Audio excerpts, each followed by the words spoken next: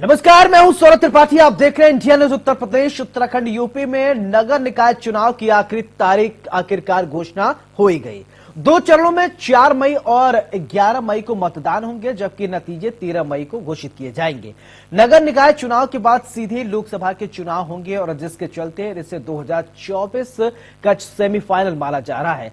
सत्ताधारी बीजेपी से लेकर विपक्ष दल सपा, बसपा, कांग्रेस सहित सभी सियासी पार्टियां की प्रतिष्ठा इस बार दांव पर लगी हुई है। ऐसे में सवाल उठता है कि शहरी निकाय चुनाव में किस दल का क्या दांव लग सकता है। वहीं निकाय चुनाव में ईवीएम के खिलाफ बीएसपी सुप्रीमो मायावती उतर आई हैं। मायावती का कहना है कि निकाय का चुनाव फेयर कराने के लिए ईवीएम की जगह बैलेट पेपर का इस्तेमाल हो। ऐसे में सवाल उठता है कि ईवीएम से प्रॉब्लम क्या है, चुनाव में ईवीएम से डर क्यों?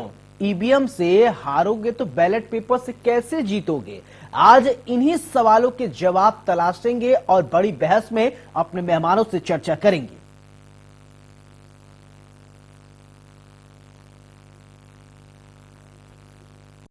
अर्थात नगर निगम, पार्षद, नगर पालिका, नगर पंचायत व वार्ड आदि के चुनाव घोषित हो चुके हैं, जिसका बीएसपी स्वागत करती है।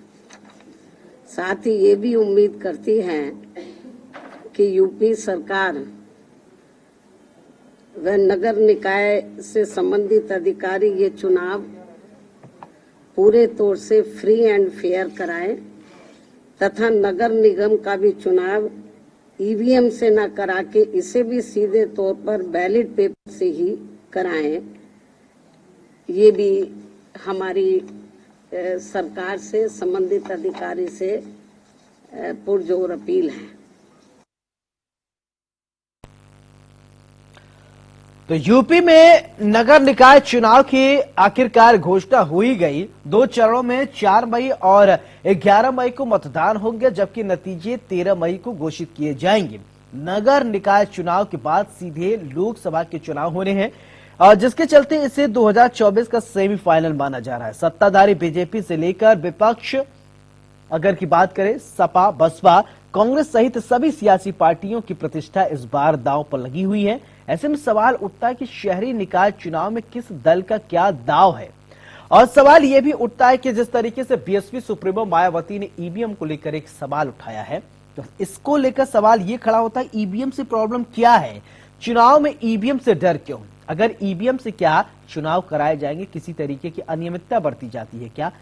ईवीएम से हारोगे तो बैलेट पेपर से कैसे जीत जाओगे? क्योंकि इलेक्ट्रॉनिक डिवाइस मशीन से अगर आप हार जा रहे हैं तो किस इस बात की गारंटी क्या है कि आप बैलेट पेपर से जीत जाएंगे? निगम चुनाव का फिलहाल आगाज होगा और कौन बनेगा सिटी का सरताज, ये अपने आप में एक बड़ा सवाल है। भाजपा ने मंत्रियों को जिम्मेदारी दे दी है और सपा बसपा कौन किस पर भारी है, यह अपने आप में एक बड़ा सवाल है। मायावती चली अखिलेश की राह या नहीं, यह भी एक बड़ा सवाल है। ईवीएम की जगह बैलेट पेपर की चाह मायावती को आखिरकार क्यों है? बीएसपी सुप्रीमो मायावती ने आखिरकार बैलेट पेपर को तवज्जो क्यों दिया है?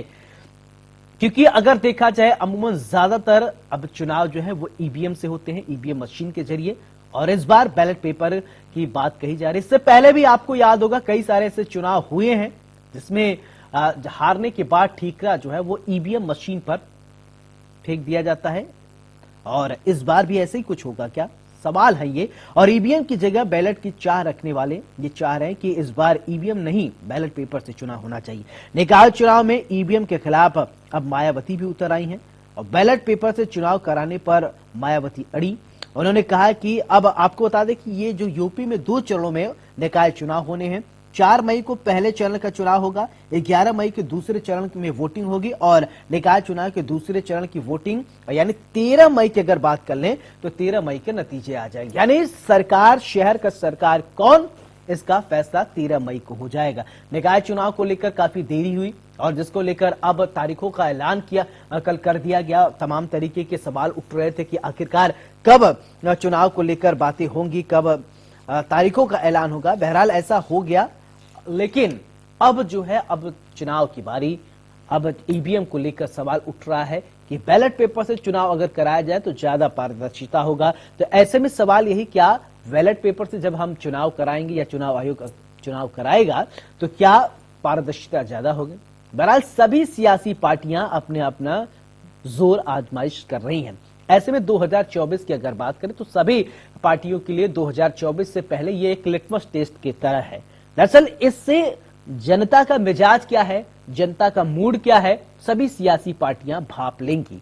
सभी सियासी पार्टियां जनता, बीजेपी से जनता कितना खुश है ये भी साफ हो जाएगा, क्योंकि सत्ताधारी पार्टी बीजेपी है। विपक्ष की अगर बात किया जाए, विपक्ष में क्या लोगों की पैठ अब बढ़ी, क्या वोटर्स विपक्ष की तरफ ज्यादा अट्रैक्ट हो रहे हैं, ये भी एक सवाल अपने आप में है। और बहरहाल इसका इंतजार करना होगा। 2 चरणों में अभी मतदान कराए जाएंगे। तो ऐसे में सवाल यही कि आखिरकार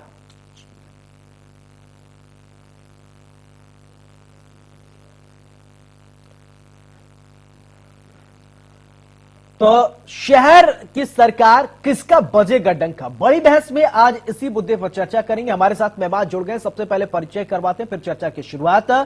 यतेश्वर चंद दलित चिंतक हैं आप, बहुत बहुत आपका स्वागत है। तारिक खान सपा प्रवक्ता, बहुत बहुत स्वागत। डॉक्टर कौशल कांत मिश्रा भाजपा प्रवक्ता आप हैं, आपका भी बहुत बहुत स्वागत। मोहम्मद अमीन पूर्व ज्वाइंट डायरेक्टर चुनाव आयोग आप हैं, आप चारों का बहुत बहुत स्वागत है। सबसे पहले चर्चा की शुरुआत यतेश्वर चंद जी आपसे कि मायावती कह रही हैं कि इस बार जो चुनाव है ईवीएम से नहीं बैलेट पेपर से होना चाहिए। क्या बैलेट पेपर से चुनाव कराने के बाद पारदर्शिता रहेगी? क्योंकि अभी तक अमूमन जितने चुनाव हो रहे हैं ईवीएम से ही हो रहे हैं।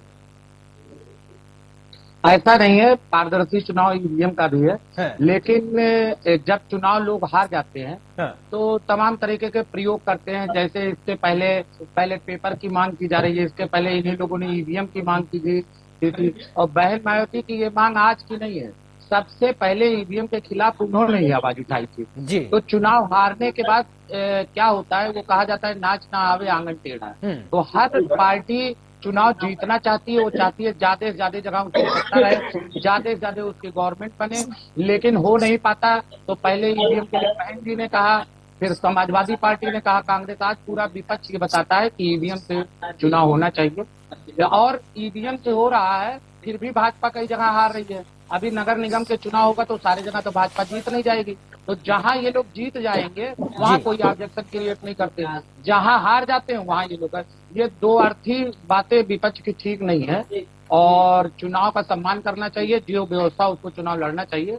और दलित समाज बसपा को अपनी पार्टी मानता है, बहन जी को अपने नेता मानता है।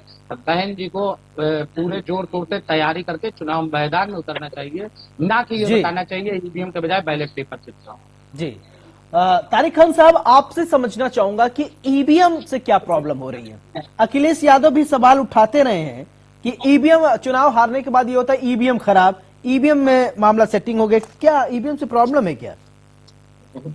हमने ईवीएम पे सवाल नहीं जी।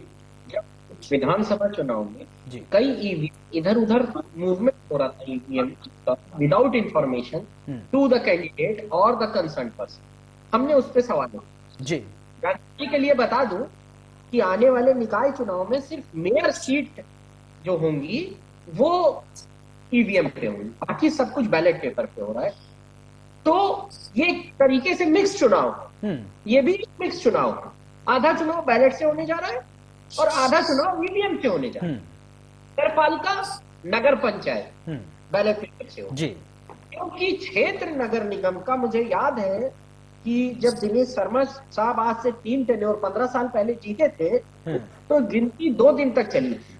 ये सब दुश्वारियां हैं, इस वजह से ईवीएम का इस्तेमाल है। हमने ईवीएम पे सवाल नहीं उठाया था, हमने कहा था कि ईवीएम का मूवमेंट इधर उधर हो रहा है, उसकी वजह सरकार को स्पष्ट करनी चाहिए, जिसके हमने प्रूफ भी विधानसभा चुनाव के टाइम पे दिए थे। अब बात आती है निकाय चुनाव की, तो निकाय चुनाव के लिए समाजवादी पार्टी पूरी तैयार है। हमारे जो प्रभारी है वो भी नियुक्त कर दिए गए हैं। जल्द से जल्द टिकटों का भी ऐलान कर देंगे, क्योंकि कल ही से नामांकन प्रक्रिया स्टार्ट हो रही है। और चुनाव आयोग ने बहुत टाइट शेड्यूल रखा है, बहुत कम समय दिया है, लेकिन फिर भी जो भी निर्धारित समय दिया गया है, समाजवादी पार्टी उसमें पूरी ताकत से जो शहरों की सरकार है जी उसमें लड़ने के लिए तैयार है, और शहर के लोग ये मैसेज देने के लिए तैयार है कि बीजेपी की जो नीतियां रही हैं वो नागरिकों के अनुकूल नहीं रही है और उनके विपरीत दिशा में रही है। वो चाहे महंगाई का मुद्दा हो, तमाम ऐसे मुद्दे हैं, उनको गिनाने की जरूरत नहीं है उनको लेकर, और निकाय के जो अपने लोकल मुद्दे हो, जी क्योंकि निकाय, मैं बार बार कहता हूं कि निकाय बड़ा लोकलाइज और पर्सनैलिटी बेस्ड चुनाव है। वो इंडिविजुअल तो जिसमें व्यक्तिगत रूप से जो व्यक्ति है उसके व्यक्तित्व को, उसकी पर्सनैलिटी को, उसके किए गए हुए सामाजिक कार्यों को, उसकी जनता में पकड़ को, उसकी समाज में बने हुए हिस्सेदारी को वो आपको देखता है तो उसी हिसाब से वो चयन करता है। तो ये एक बड़ा अहम चीज रहेगा। ठीक है, आपकी बात आ गई। कौशल कांत मिश्रा जी, आपसे सवाल ये कि देखिए मायावती ने ये सवाल उठाया है कि उन्होंने कहा कि नहीं, इस बार ईवीएम से नहीं, इस बार विश्वास जो है उनका बैलेट पेपर पर है। तो बीजेपी को क्या, बीजेपी भी चाहती है क्या इलेक्ट्रॉनिक मशीन से ना होकर बैलेट पेपर से चुनाव कराया जाए, निकाय चुनाव? क्या है आपका मंतव्य? मेरा ये मानना है कि चुनाव आयोग का मामला है और चुनाव आयोग इस पे जो उचित समझता है वो डिसीजन लेता है। ये किसी पॉलिटिकल पार्टी का राइट नहीं है कि वो डिमांड करे कि बैलेट पेपर पे होगा या वोटिंग मशीन पे होगा। पर हालांकि विपक्ष की हमेशा से आदत है, हार जाने के बाद वो ईवीएम पे ठीकरा छोड़ने की कोशिश करते हैं। भारतीय जनता पार्टी जो एक स्वतंत्र कानूनी व्यवस्था के तहत हमारा इलेक्शन कमीशन का डिपार्टमेंट है, अगर उसे जो उचित लगता है उस प्रणाली से चुनाव कराना चाहिए। और अगर हम ईवीएम की बात करें तो आपको याद होगा 19 के इलेक्शन के पहले इलेक्शन कमीशन ने सारे देश की राजनीतिक दलों को बुलाया था, टाइम दिया था। आम आदमी पार्टी हो, समाजवादी पार्टी हो, कांग्रेस हो, सबको कहा था कि आप आइए हमारे सामने डिमॉन्स्ट्रेट कीजिए कि ईवीएम में प्रॉब्लम है, ईवीएम को हैक किया जा सकता है या ईवीएम को टैंपर किया जा सकता है। पर कोई भी नहीं आया। केवल ये चुनाव हारने के बाद आरोप लगाने का इनका मंतव्य होता है एक तरफ। और ये देश में चुनाव की जीत और हार ईवीएम नहीं डिसाइड करती, देश की जनता डिसाइड करती है। और भारतीय जनता पार्टी इस समय देश की जनता के दिलों में है।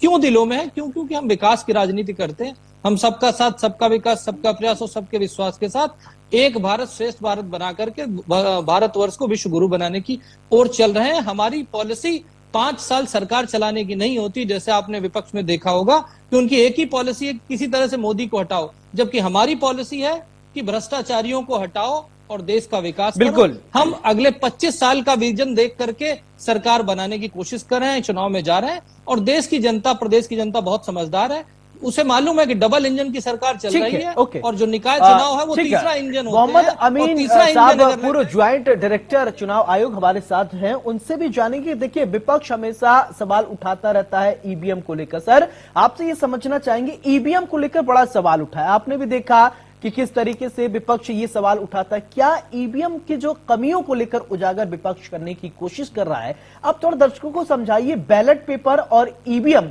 के महत्व को थोड़ा स्पष्ट कर दीजिए, ताकि जो भ्रांतियां हैं, दर्शक ये जानना चाहते हैं, वो दूर हो जाए। देखिए, ऐसा है कि मेरा नाम है डॉक्टर मोहम्मद अमीन जी। मैं पूर्व संयुक्त निदेशक हूँ चुनाव आयोग का। जी जी सर।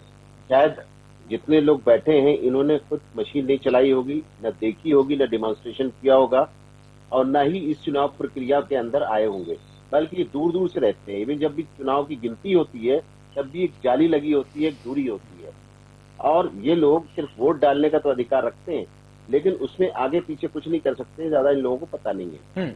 अभी आप बीजेपी के प्रवक्ता को सुन रहे थे कि उन्होंने, मैंने कहा कि कुछ समय पहले जब आपकी पार्टी ने चुनाव आयोग पर निशान लगाया था कि चुनाव आयोग ईवीएम को हैक कर लेती है, सबसे पहले तो मैं इस बात को आपके इंडिया न्यूज के माध्यम से पूरी देश की जनता को बताना चाहता हूँ, सारे राजनीतिक दलों को बताना चाहता हूँ, इंक्लूडिंग बीजेपी। जी जी। ये जो हमारी मशीन है जी, इलेक्शन कमीशन की ईवीएम, इलेक्ट्रॉनिक वोटिंग मशीन जी, ये बैटरी ऑपरेटेड है, जैसे कि आपका कैलकुलेटर होता है जी। ये हैक नहीं हो सकती है। और यही वजह है कि विदेशों में जो हैक का कारण था कि वो ऑनलाइन वोटिंग होती थी। जी जी जी। और हमारे यहाँ ऑनलाइन वोटिंग नहीं होती है। जी। ये मशीनें बैटरी ऑपरेटेड है, सारे नेताओं को बुला के इलेक्शन कमीशन में दिखाया जा चुका है। उसके बाद वीवीपैट मशीन लाई गई कि आप अंधेरे में नहीं, इस सेकंड पर इतने बज के इतने मिनट पर इसको वोट देते हैं। और हमारे पास ईवीएम की शॉर्टेज हो जाती थी क्योंकि कोर्ट में चली जाती थी। इनके जो पिटीशन होते थे उसमें कोर्ट में सील होकर चली जाती थी। इसलिए अब हमारे पास क्या है कि जिस तरह रोल होता है, आपने देखा होगा आजकल सभी जगह यूज होता है, कैलकुलेटर में सभी जगह, तो वो एक रोल है जो हमारे पास मास्टर रोल रहता है, और जो कटी हुई स्लिप्स होती हैं इनको सील करके हम इलेक्शन कमीशन की तरफ से जब भी कोई पिटीशन होता है भिजवा देते हैं। उसको रखिए सालों साल। इससे पहले याद होगा बैलेट में से चुनाव होते थे, बैलेट के अंदर क्या प्रॉब्लम थी, धांधली थी कि बैलेट में ये लोग अपने ठप्पे लगा सकते थे, इधर उधर लेके भाग सकते थे बैलेट बैग्स को, और सुना होगा आपने कि लेके भाग गए, बैलेट भाग गए, उन्होंने फर्जी वोट डाल दिए।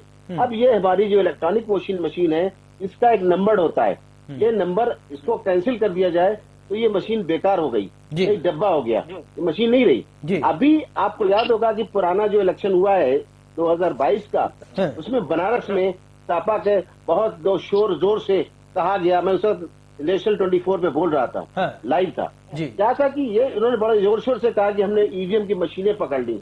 अरे भाई, आप लोगों को जब इलेक्शन होता है तो हमारे डिस्ट्रिक्ट इलेक्शन अफसर, जिला चुनाव अधिकारी होते हैं, वो सारी पार्टियों को बुलाते हैं और बुला के उन्हें दिखाते हैं, बताते हैं।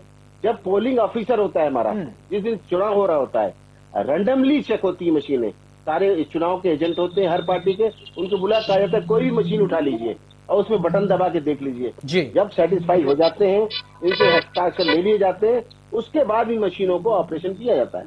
जहां तक सवाल है मशीनों का, मशीनें खराब होती हैं, सुना होगा आपने न्यूज में, मशीनें कभी रिप्लेस होती हैं, ठीक नहीं की जाती हैं। आपको ये बता दूं, रिप्लेस होती हैं, ठीक नहीं की जाती हैं। उस रिप्लेसमेंट के लिए हमारी कुछ मशीनें जो होती हैं वो सेक्टर मजिस्ट्रेट के साथ होती हैं। इसी का मैं किस्सा सुना देता हूँ, तो क्लियर हो जाएगा कि जब 17 के चुनाव हुए थे, उस वक्त हमारे एक सेक्टर मजिस्ट्रेट ने अपने घर में ले जाके मशीन रख ली थी कि सुबह चुनाव था, वो गलती से ऊपर घर ले गए, उनका लड़का इंजीनियर था, उसने खोल खाल के देखा और वो वायरल हो गया। स्थिति ये हुई कि इलेक्शन कमीशन ने कॉग्निजेंस लिया, उनकी कंप्लेंट हुई और होने के बाद उनको जो है अरेस्ट कर लिया गया, और लास्ट में सॉरी से बेचारों की मुकदमा चल रहा था, उसी टाइम उनकी डेथ हो गई। इलेक्शन कमीशन किसी को नहीं छोड़ता, चाहे उनका अफसर हो चाहे कोई हो। बिल्कुल, आरपी एक्ट जो है हमारा, उसमें हम किसी भी अधिकारी को भी अरेस्ट कर सकते हैं। ठीक है तारिक साहब, ठीक है तारिक साहब, आप तो समझ गए होंगे, आपको डॉक्टर साहब ने बता दिया कि किस तरीके से चुनाव कराए जाते हैं। बैलेट पेपर में जो ठप्पे लगाने वाला प्रोसेस है, वो ठप्पे नहीं लग पा रहे हैं, उस वजह से दिक्कत हो रही है क्या? न लेके भाग पा रहे हैं। जी जी जी, मैं ये कह रहा हूँ कि ईवीएम के ऊपर अगर बात हो तो वो एक ब्रॉड एस्पेक्ट है, और अभी कोई लोकसभा के चुनाव नहीं हो रहे हैं, और अगर उस पे बात होती है तो उससे सभी राजनीतिक दलों की राय एक बार फिर से लेनी चाहिए कि उनका मत क्या है करंट सिनेरियो में, कि वो क्या चाहते हैं कि ईवीएम बेस्ड चुनाव हो या बैलेट पेपर बेस्ड चुनाव हो। अभी देश आगे जा चुका है, डिजिटल है जी, हाँ बिल्कुल। एक तरफ आप डिजिटल इंडिया की बात कर रहे हैं, एक तरफ फिर आप ठप्पे पे आ जा रहे हैं कि बैलेट पेपर से कराना चाह रहे हैं। पुराना टेलीफोन यूज करते हैं, हेलो हेलो वाला, क्यों आप मोबाइल यूज करते हैं, क्यों एयरनेट यूज करते हैं? आप देखिए ना, दुनिया तरक्की कर रही है, आज कहाँ जा रहा है हमारा? 2024 में चुनाव होंगे। ठीक है तारिक साहब, आप जवाब दीजिए, चुप क्यों हो गए, बोलिए। पहले गाड़ी पर नहीं चलेंगे, हम चलेंगे बड़ी बड़ी इम्पाला गाड़ियों में। अमीन साहब जो पूछ रहे हैं उसका भी जवाब दे दीजिए। सुन लीजिए जी, ऐसा है कि कई देशों में ऐसा हुआ है, इसका जवाब पहले दे चुका हूं मैं कि चुनाव इलेक्ट्रॉनिक वोटिंग मशीन पे आया और उसके बाद वापस बैलेट पेपर पे गया। वजह ऑनलाइन था, माय डियर, ऑनलाइन था, बंद हो चुका है ऑनलाइन, हमारे ऑनलाइन नहीं है। मैं फिर कह रहा हूँ कि ऑनलाइन था या नहीं था, वोटिंग मशीन वो बैलेट बेस्ड थी या मशीन बेस्ड थी। आप मशीन को सब डिवाइड कर रहे हैं in two categories, one is internet connected and one is non connected. मैं सिर्फ ब्रॉड एस्पेक्ट में मशीन की बात कर रहा हूं और बैलेट पेपर की बात कर रहा हूं। क्यों कई देशों ने इस चीज को वापस लिया, इस पे भी मंथन होना। चलिए ठीक है, आपकी बात तो आ गई। यतेश्वर चंद्र जी, आप किस तरीके से देखते हैं? देखिए अमीन साहब ने तो क्लियर कर दिया। देखिए उन्होंने बताया कि हमारे देश में जो है बैलेट पेपर, डिजिटल इंडिया हम हर कोई स्मार्ट हो गया है, आजकल डिजिटल इंडिया चल रहा है। ईवीएम और बैलेट पेपर को उन्होंने बखूबी समझाया, उन्होंने देखा है, प्रैक्टिकली देखा है। हम लोग तो बैठ के टीवी में चर्चा कर सकते हैं, लेकिन अमीन साहब तो देखे हैं, उन्होंने बताया कि ठीक है, कोई हैक नहीं कर सकता क्योंकि ये ऑनलाइन नहीं होता, बैटरी बेस्ड होता है। फिर प्रॉब्लम क्यों है?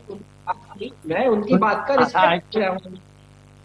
ऐसा होता है, सबसे पहले हम लोग को जानना चाहिए बैलेट पेपर छोड़ के ईवीएम से चुनाव क्यों होना चालू हुआ। जब भी बैलेट पेपर से चुनाव होते थे, दबंग लोग जाते थे 50 के ग्रुप में वो मोहर लगा देते थे जिसका अपने प्रत्याशी थे। बहुत सी जगहों पे बैलेट पेपर का बक्सा उठा के लेके चले, जो प्रत्याशी को लगा हमारे खिलाफ वोट पड़ रहा है वो प्रत्याशी उठा के लेके चला गया। कुछ जगह पानी डाल दिया गया। बैलेट पेपर लाने ले जाने से और सबसे बड़ी समस्या होती थी काउंटिंग की। उसकी मतगणना पूरे 4 दिन चलती थी। वहाँ काउंटिंग एजेंट भी परेशान होता था, काउंटिंग करने वाले भी परेशान होते थे। इवन इतनी बोरिंग होती थी कि काउंटिंग सुनने के लिए, देखने के लिए पिक्चर चलानी पड़ती थी, जो पिक्चर के बीच में लोग मतगणना देखते थे। जी, इन सब जटिलताओं को दूर करने के लिए यही गवर्नमेंट के बहुत से लोगों ने मांग की कि विदेश में ईवीएम से चुनाव होता है। ईवीएम से सरल रहेगा, पारदर्शी रहेगा, निष्पक्षतापूर्ण रहेगा। वहाँ कोई बूथ कैप्चरिंग नहीं हो सकती है, लोगों को रोका नहीं जा सकता है, फाड़ा नहीं जा सकता। बैलेट पेपर कई बार ऐसे हुए बाहर फेंके हुए। ये लोग जो कह रहे हैं ईवीएम से होना चाहिए, वो उन समय को याद करें कि जब बैलेट पेपर से चुनाव होते थे। बैलेट पेपर से जब चुनाव होते थे, कई बार ऐसा हुआ पोलिंग सेंटर पे मतपत्र। मतलब आप मानते हैं कि खामियां है ईवीएम बढ़िया, आप मानते हैं कि ईवीएम से जो चुनाव हो रहा है वो पारदर्शी चुनाव हो रहा है, आप ये मान रहे हैं? मतलब ईवीएम से ही होना चाहिए। सारी समस्याओं को दूर करने के लिए ही ईवीएम लाई गई है और काम पे लाई गई है। अब समस्या तो थोड़ी बहुत हर चीज में लगी ही रहेगी। ऐसा नहीं है कि कोई चीज ठीक है, ओके, ठीक है। हम लोग घर पे खाना खाते हैं तो कहीं ना कोई दिक्कत आती है, हम लोग उसको दूर करते हैं। तो लेकिन चुनाव ईवीएम से ही समस्या नहीं है ईवीएम में। जी, ईवीएम में कोई समस्या नहीं है। जैसे कि आप कह रहे हैं उसमें काम करते बाहर से देख रहे हैं कि जो दूसरी पार्टियां चुनाव लड़ी, अपना संगठन देखना चाहिए, अपने वोटर देखना चाहिए, अपना काम करना चाहिए, ना कि ईवीएम पे दोषारोपण करना चाहिए। बिल्कुल, ठीक है। कौशल मिश्रा जी, देखिए अब आप लोग क्या चाह रहे हैं? देखिए आपने ईवीएम को एकदम एक्सपर्ट से बताया है, उन्होंने एकदम एक्सपर्ट है इस मामले में अमीन साहब, उन्होंने स्पष्ट कर दिया इसको हैक नहीं किया जा सकता है, ये डिजिटल इंडिया तो है ही है अपना, और फिर ऑनलाइन नहीं होता, ये बैटरी बेस्ड होता है। तो इसको बहुत सारे भ्रांतियां चली, बहुत सारे सवाल ये उठे कि भाई बीजेपी जीत रही, लगातार चुनाव बीजेपी पर ही सवाल उठे हैं कि बीजेपी ईवीएम के साथ छेड़छाड़ कर रही है। अब इसमें क्या आरोप लगाने का काम विपक्ष कुछ भी कर सकता है, कोई भी आरोप लगाए। जब उस समय आचार संहिता लगी होती है तो उसमें सारा कंट्रोल इलेक्शन कमीशन और उनके अफसरों के हाथ में होता है। इवन पुलिस और सुरक्षा व्यवस्था सब इलेक्शन कमीशन और उसके जो ऑफिसर्स होते हैं उनके आदेश पर काम करते हैं। फिर भी ये कहना कि भारतीय जनता पार्टी, तो ये तो वही है कि चोर मचाए शोर, जो चोर होता है उसे शोर मचाने की आदत होती है। और जैसा उन्होंने कहा कि नाच ना आवे आंगन टेढ़ा, अब हर जगह से जनता की अदालत में विपक्षी पार्टियां हार रही हैं, तो उन्हें कुछ बहाना नहीं मिला, इसलिए वो ईवीएम पे ठीकरा तोड़ने की कोशिश कर रही है। ईवीएम से इलेक्शन होना डेवलपमेंट की निशानी है और ये अडॉप्ट किया गया क्योंकि बैलेट पेपर में अभी सारा डिस्कशन हुआ है। मुझे नहीं लगता कि मुझे इस पे कुछ और कहना है। भारतीय जनता पार्टी का ये मानना है कि इलेक्शन कमीशन जो भी फैसला लेता है वो देश के लोकतंत्र के लिए बेहतर फैसला लेता है। बिल्कुल, अब फाइनल कमेंट की तरफ अब धीरे धीरे आगे अब बढ़ रहे हैं। कौशल जी, ये बताइए कि आपकी तैयारियां कैसी है? अब ठीक है, ईवीएम की हमने बात कर लिया, स्पष्ट करा दिया अमीन साहब से कि किस तरीके से ईवीएम जो है वो सुरक्षित है। अब तैयारियों की बात करते हैं, क्योंकि 4 मई और 11 मई को चुनाव होने हैं, 13 को नतीजे आ जाएंगे। तैयारियां कैसी हैं आपकी?